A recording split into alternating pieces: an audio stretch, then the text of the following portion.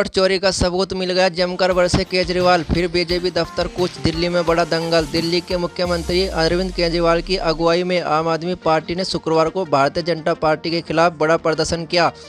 पंजाब के सीएम भगवंत मान के साथ पार्टी दफ्तर पर कार्यकर्ताओं को संबोधित करते हुए केजरीवाल ने भाजपा मुख्यालय की ओर कूच किया।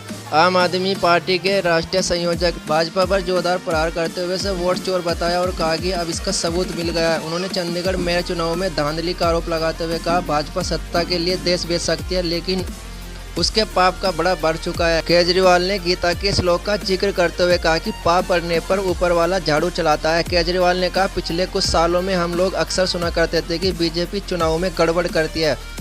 अक्सर आरोप लगते थे कि बीजेपी गड़बड़ करके चुनाव जीतती है, वोटों की चोरी करती है, ईवीएम में हेराफेरी करती है, वोटर लिस्ट से नाम काट देती है, फर्जी नाम जोड़ती है, फर्जी वोट डलवाती है, लेकिन कभी सबूत नहीं मिला। गीता में एक श्लोक लिखा है कि जब इस पृथ्वी पर पाप ज्यादा हो जाता है तो ऊपर वाले को पृथ्वी पर आना पड़ता है। ऊपर वाला आसमान में बैठकर अपना झाड़ू चलाता है।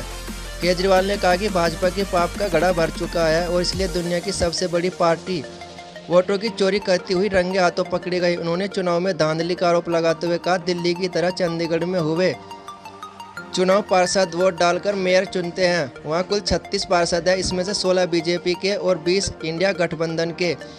जाहिर तौर पर इंडिया गठबंधन का मेयर बनना था। इन्होंने बदमाशी की, चुनाव अधिकारी बीजेपी कार्यकर्ताओं को बना दिया।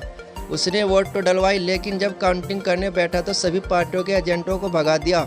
काउंटिंग करते समय इंडिया गठबंधन के 8 वोट रद्द कर दिए।